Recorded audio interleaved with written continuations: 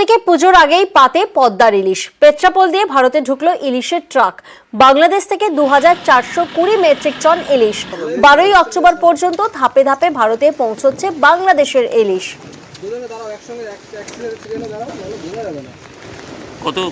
দুটো গাড়ি ঢুকেছে আপাতত, আরো তাতে আছে আপনার 8 টন 9 টন হবে, আরো গাড়ি ঢুকবে পরে। গাড়ি ঢুকতে পারে 7-8টা 10টা ঢুকবে।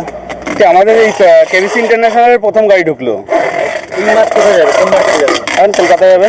কলকাতা মার্কেটে যাবে। কবে থেকে? আগামীকাল থেকে পাওয়া যাবে। আগামীকালকে থেকে পাবেন আপনি। কত রেট কত আছে? এগুলো রেট আপনারা মোটামুটি 2000 টাকা ধরে রাখুন, 2000, 1800, 1900 এরকম। ইলিশ মাছ। ইলিশ মাছ কত টন আছে আপনার গাড়িতে? এটা আমি সঠিক বলতে পারবো না। কোথা থেকে নিয়ে আসছে? যশোর থেকে। কোথায় যাবে? ইন্ডিয়ায় ঢুকছি। ইন্ডিয়ায় ঢুকলো। এই প্রথমই তো ইলিশ? এই প্রথম। হ্যাঁ, এই বছরে এই প্রথম। কটা গাড়ি আছে এখনো? পিছনে কয়টা আছে সঠিক বলতে পারবো না, আমি আগে সিরিয়ালে এটাই জানি। আপনার গাড়িতে কতটা আছে? 172 বক্স। উত্তর 24 পরগনার পেট্রাপোল সীমান্ত দিয়ে প্রবেশ করলো ইলিশ এবং এই প্রথম ট্রাক এসে পৌঁছালো ভারতবর্ষে। এই ট্রাকে ইতিমধ্যেই ড্রাইভার জানিয়েছেন যে 172 পেটি ইলিশ রয়েছে এবং 800 গ্রাম থেকে 1 কিলো 100 গ্রাম পর্যন্ত ইলিশ রয়েছে এই ট্রাকে, তেমনই তিনি জানিয়েছেন।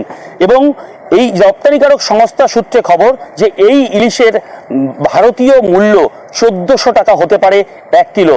এবং এই পুজোর আগে ইলিশ পেয়ে ভোজন রসিক বাঙালি অনেকটাই খুশি, তেমনই মনে করা হচ্ছে।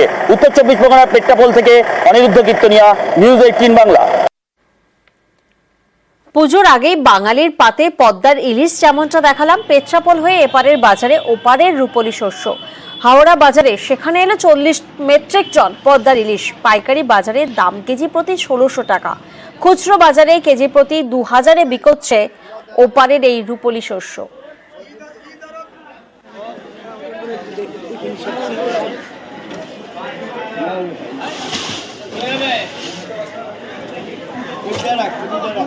अरे उठाओ ना यार। अरे उधर